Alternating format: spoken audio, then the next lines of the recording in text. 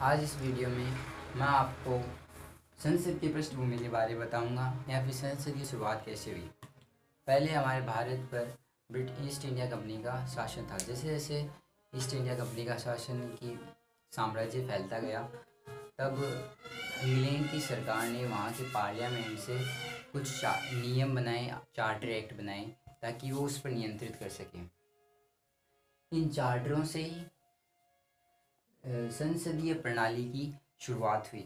उन्होंने सबसे पहले चार्टर एक्ट बनाया 1833 का।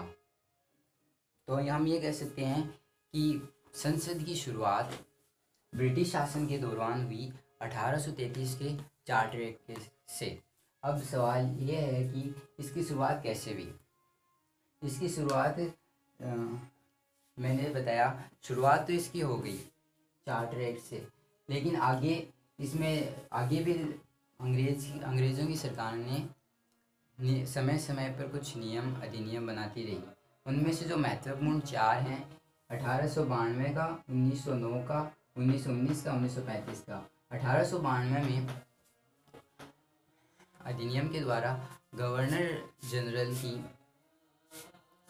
विधानसभा में 16 अधिकतम सदस्य किए गए। उनमें से 4 सदस्यों का निर्वाचन अप्रत्यक्ष रूप से किया गया। जब फिर अगले 1909 के अधिनियम में इनकी संख्या को बढ़ाकर 60 कर दिया गया। फिर 1919 के अधिनियम में जो केंद्र में एक सदन था, उसको 2 सदन या द्विसदन में परिवर्तित कर दिया गया। 1935 में इसकी संख्या में वृद्धि की गई, और लेकिन इसको भारतीय जनता के प्रति उत्तरदायी बनाने का कोई भी प्रयास नहीं किया गया। इस प्रणाली में 3 मुख्य दोष थे। एक तो जैसे मैंने बताया, ये भारतीय जनता के प्रति उत्तरदायी नहीं थी। ये भारतीय जनता की भलाई का कार्य नहीं करती थी, बल्कि यह सरकार अंग्रेज़ों की स्वार्थ पूर्ति के लिए थी। दूसरा, इसमें मतदान अधिकार कम लोगों को दिया गया। केवल 15% लोगों को मतदान का अधिकार दिया गया। इस प्रणाली में सांप्रदायिकता की प्रणाली को निर्वाचन में लागू किया गया, जिसमें धर्म के आधार पर सीटों को अलग अलग क्षेत्रों में बांटा गया।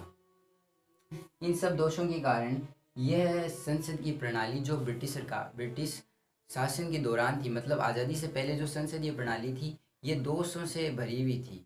ये अलोकतांत्रिक थी। जब भारत आज़ाद हुआ, तब ये सारे दोषों को हटा दिया गया, और जो वर्तमान की संसदीय प्रणाली है, ये अस्तित्व में आई। धन्यवाद।